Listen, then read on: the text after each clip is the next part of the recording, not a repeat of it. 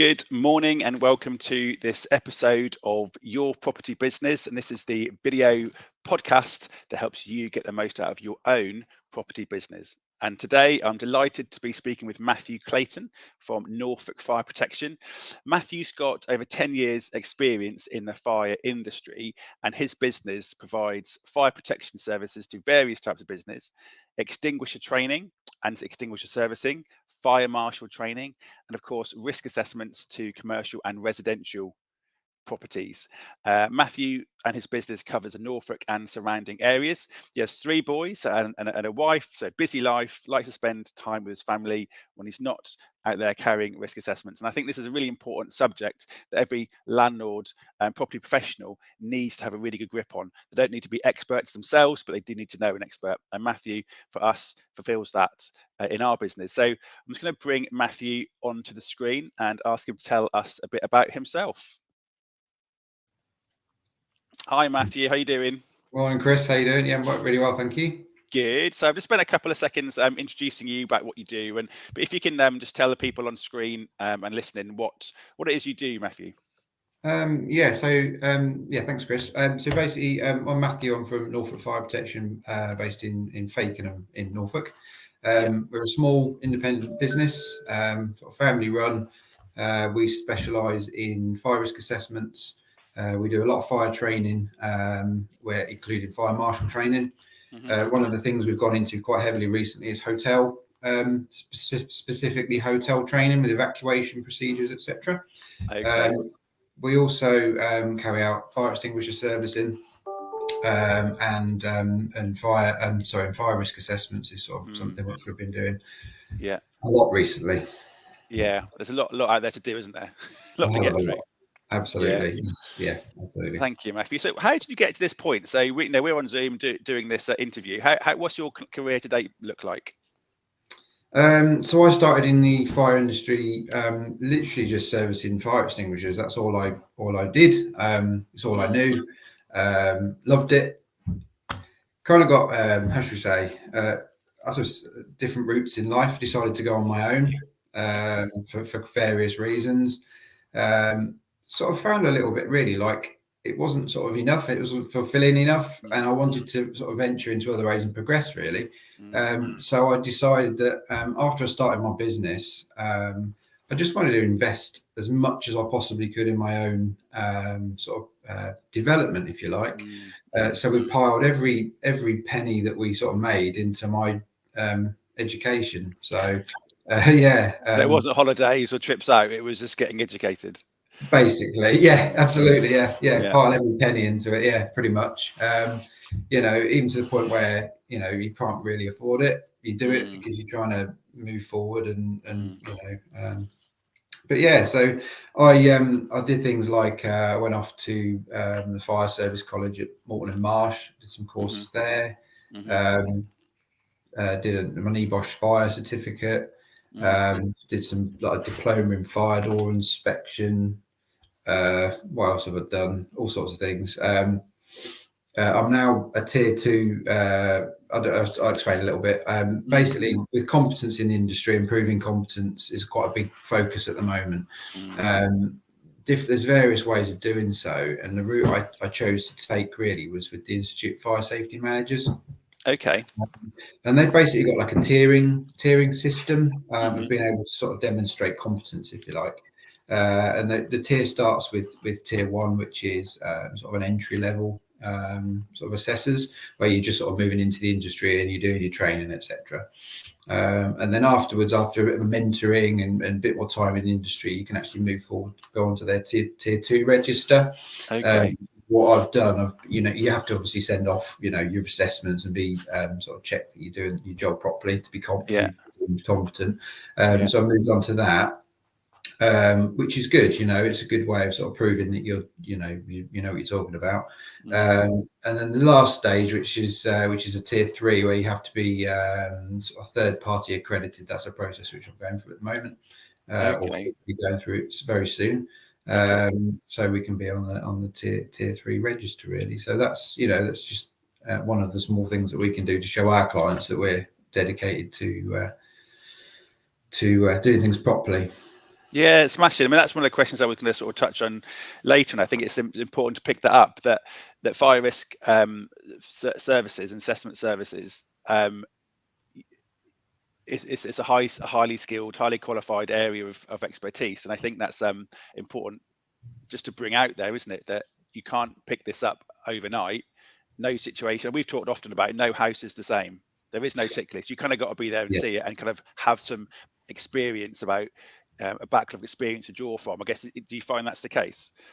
Yeah, every property that I go into, yeah, it's very easy to maybe become complacent and think that every property is similar, but really it's not. I mean, even now you go into some jobs and some properties, Yeah. and you sit there and you think, you scratch your head and you think, this it's not the same. There are lots and lots of different different things, different problems to sort of overcome, really. And there's not always one given solution. Sometimes it actually takes some thinking about. One of the things with fire risk assessments was I was always sort of given this mentality of, you don't want to do fire risk assessments. Well, why don't you want to do fire risk assessments? You don't want to do fire risk assessments because if you do it wrong, you'll end up in prison. Okay, well, how about we don't do it wrong in the first place? Okay.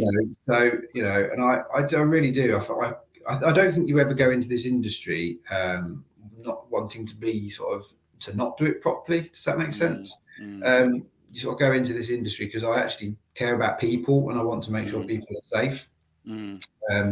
People, especially in like HMOs, the tenants of HMOs, a lot of the time they don't actually realise the risks that they're exposed to.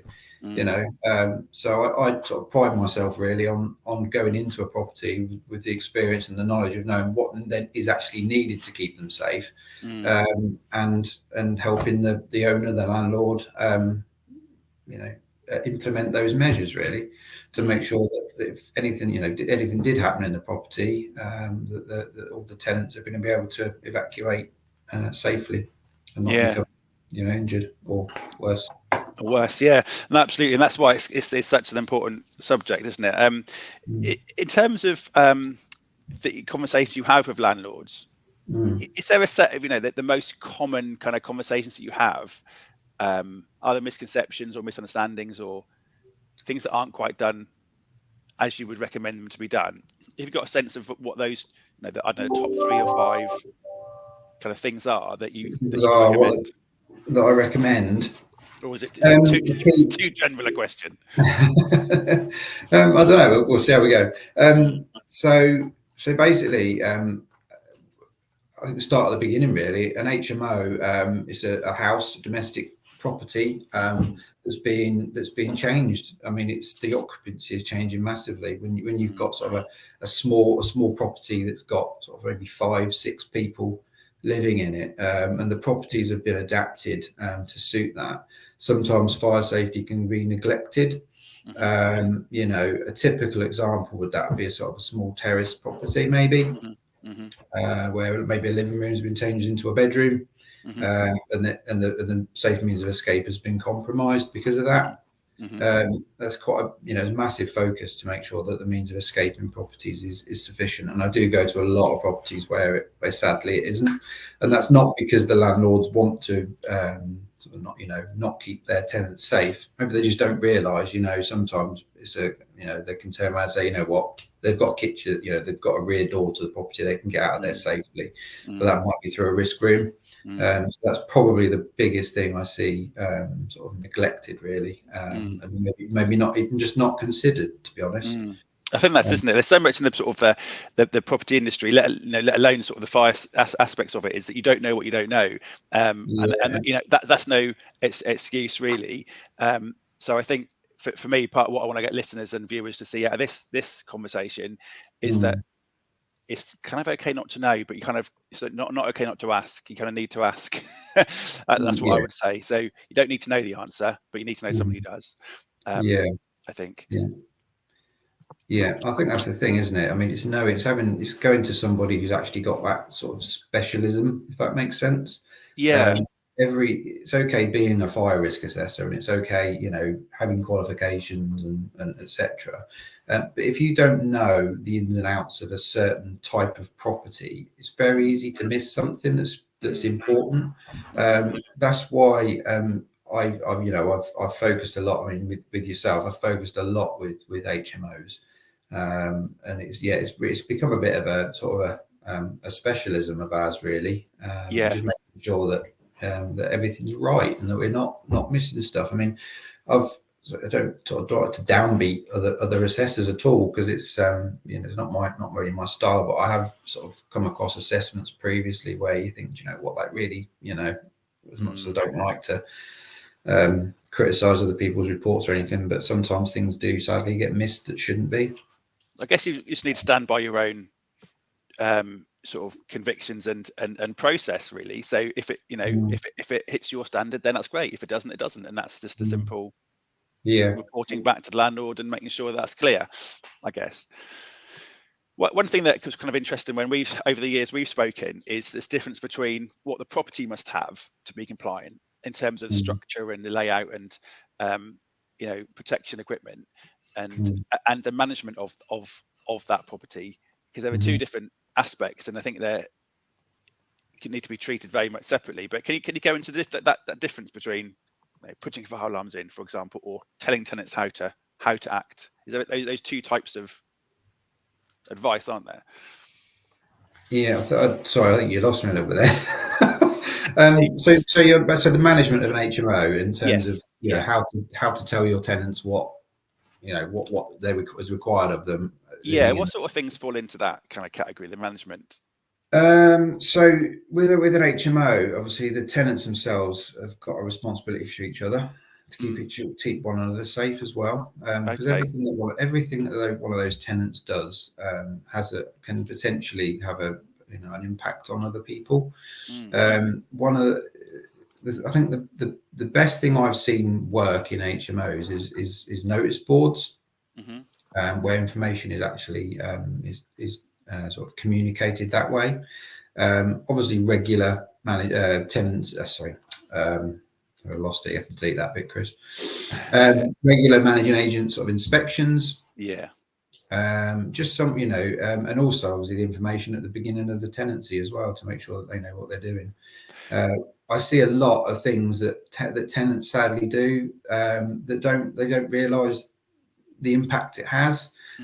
Things like, and the old classic, wedging fire doors open. That's a big one. And one of the other things I see a lot is unfortunately tenants putting things like cables to routers through their bedroom door, which is stopping the door from closing. Just keeping things on escape routes. They store things on the escape routes which they shouldn't. It's just about making sure the tenants actually know, in writing, verbally, inspections, just making sure that it's enforced, really, that they can't do those things. And also the reporting of any issues. If they do notice something that's not right, they should be reporting it rather than just doing it. I think does that answer your question? That really does. So what's become clear to me over the years of doing this is that because your house might look the same, but the way that you live in your own house as a family unit, you kind of put things in the understairs cupboards because that's how you do things, and that's where it's quite a good storage space. But your house as a HMO is not the same thing. Fundamentally different. Fundamentally shouldn't have things under the stairs cupboard. Shouldn't have things on the escape route because it's an important escape route out of the building. So it's not the same product. A residential home isn't the same as a HMO, and therefore it has to be treated differently. And I think that's quite a conceptual change, I think, that that landlords need to go through when they're offering that product as a HMO. The other thing, the practical point you mentioned there, how do you communicate with tenants? So on the tenant welcome, or the information you give tenants at the start of the tenancy, now you can give them your tenancy agreements and documents in that same pack. But I think we've had to assume that's not read. in the depth that should be read. So we kind of do assume that. But so just a practical point for people listening, what we find really helpful is when we're sat, because you have to meet that person at some stage to give them a key and then check their ID. And that is pretty much the best, the most valuable time you have in front of that person. So we give them sheets of paper to read at that point, to tick the points that we particularly want them to read, to say that they've read them and to sign it. So it slows the whole process down a bit, and it makes the sort of most salient points come out. And then some of the majority of those points are risk assessment points, like don't reg fire doors open. If you do hear fire alarm or smell gas, get out, raise the alarm. And it's things like, I now have said that, you've ticked to say that you've seen that and you've read that and you signed it. So short of holding hand doing it, that's a practical step that we've taken to make sure that we're as explicit as we can be. So that hopefully that's helpful to some people that, how do you do this? That's how we've decided to do it as a business. Thanks, Matthew. Yeah. That was super helpful. So to the question a landlord might ask themselves, like, can I do this myself? Can I research things, and can I get a template, and can I maybe do my own fire risk assessment? Have you got any thoughts on that at all? I have, yeah. We do quite a lot of holiday lets as well as HMOs, and there's sort of a similar sort of feel to both of those, really, to be honest. I know that there's been a lot of guides, like, say for instance, like properties with paying guests, for instance, at the moment. There's been some new guides released for that, and there's sort of quite an emphasis really on sort of the owner being encouraged, if you like, to do their own fire risk assessment. Okay.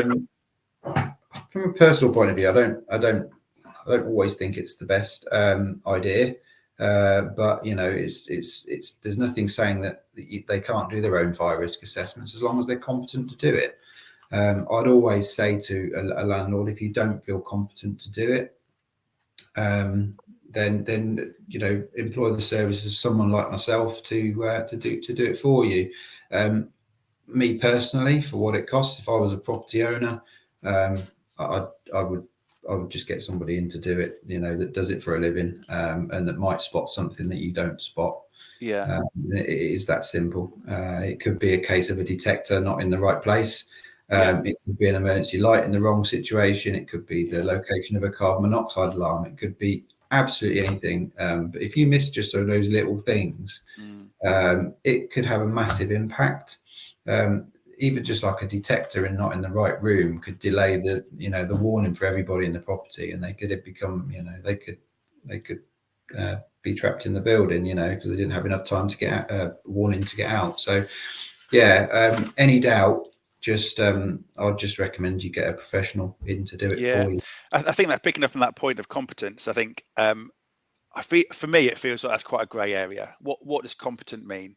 I'm a landlord. I don't feel like that makes me competent. I'm a letting agent. I still don't feel like it makes me competent. And I've done some training courses on fire alarms, installation, positioning, and lighting, and they were in-depth courses. And I still don't feel like I'm honestly competent. And I think for me, providing that service to landlords would be wrong, because I don't do it often enough. It's not my area of specialism, and that's why we work together to provide that service to our landlords. So I think. I mean, how much of is competence a judgment that the person can answer themselves, or how much is the term competent, in legislation? You are not competent because, or you are competent because. Is there a clarity you can provide on that? Not really. I think what is more a case of word competence for me is somebody with the relevant qualifications and experience. It's okay having a piece of paper, so you do it, but can you actually do it? What is your experience? And that's why I've been so hot over the last few years on proving my competence and making sure I am competent to do what I'm doing. So the training, the relevant experience, I've been, gone through like mentoring processes where I've gone out with more experienced assessors at the time, to just to be able to say, do you know what, so man, confidently sleep in my bed at night, knowing that everything I do, I'm competent to do. That makes a lot of sense. So no, I don't, unless you've got a qualification and the experience, then no, I don't see you could be classed as competent. However, I think that would be for maybe a judge to decide. Well, as well. ultimately, that's one of the things. The guy who's going to have the call will be the guy you don't want to be in front of. Exactly. Yes. Yeah. You know, Absolutely. Yeah. you They'd don't be want to who leave decide that to whether the. you. Yeah, they'd be the ones to decide whether you were competent or not, wouldn't they? Yeah. You don't want to get to that point, I guess. No, absolutely not. No. So, yeah, the other, I suppose the other way of looking at it would be, you're a landlord. Do you fix your own boiler? Do do you fit the carpet? Do you change the locks? You probably get in a professional to do those services. So I sort of approach it in the same way, really. No, smashing. I guess ultimately landlording and property investment is a business, and you don't do all those things in your business. You like you say, you outsource them to either an agent or to a maintenance professional, etc. So in the same, fire safety, you can't be an expert at everything. So let's not try. Yeah. Okay, good. Thank you, Matthew. So what advice would you give to a new HMO landlord, so maybe who's just sort of listening to this interview, this podcast at the moment? If you've got any sort of like final sort of parting comments or parting bits of advice you would give? From a fire safety point of view, just take it really seriously. At the end of the day, you've got people staying in your property that don't know anything. Most of the time, don't know anything about fire safety. So it's our jobs, you as a landlord and me as a fire risk assessor, to make sure that we're providing a property for them that's safe to stay in. So don't neglect that, and just take it seriously, really, to be honest. And I know most landlords really do. But yeah, and I don't think it's a case of none of your landlords take on a property and go, do you know what, I want to, I don't want to do things properly. I think sometimes it's about being educating people and making sure they know how serious it is. And that's why I'm saying, just take it seriously, and make sure that it's your properties are well assessed by a competent risk assessor, and that you listen to them, really, and just make sure that you do the things that they're advising you to do, because they'll be advising it for a good reason. And the reports that you provide are very detailed, but it's very, very clear as well. So it's a red, amber, green system. There's a lot of text in there about this is what to do and why to do it, etc. So the report, I find, although it might feel daunting when it comes back, it is easy to read, clear, and to understand. So I think that's really helpful. I've read a lot of reports over the years. I've always found some of the reports that I read to be quite difficult to understand, even for myself.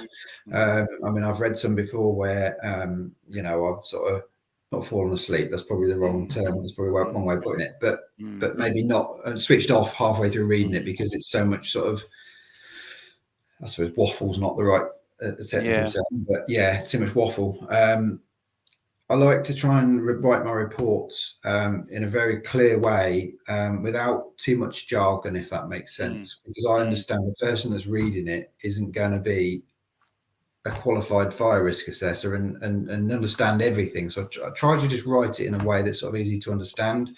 I try to structure them in a way where you can quite easily see if something's in red, it's red for a reason. If it's green for a reason, because it's good and you don't need to worry. But the same at the end of the reports, I always have an action plan, which sort of structures everything from importance, really. If it's red, it's at the top, it's urgent, it needs doing immediately.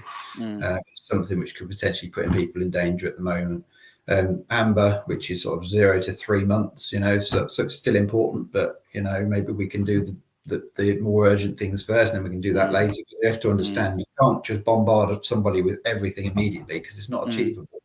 Whatever we recommend has got to be, it's got to be achievable. And then there might be some green things at the end of the report, which are sort of advisory items, things that we feel that just a bit of advice, really, to try and help people make it a bit safer. No, smashing. Well, thanks, Matthew. I think that's probably bring us to an end of the conversation. I think that's given the listeners excellent overview of the importance of it, the qualifications needed, the competence levels required, and just the legal and ethical responsibilities that go around investing in property. And I think that's the biggest difference with property investment compared to other types of investment. All of a sudden, as a landlord, you are responsible in a big way for people's safety.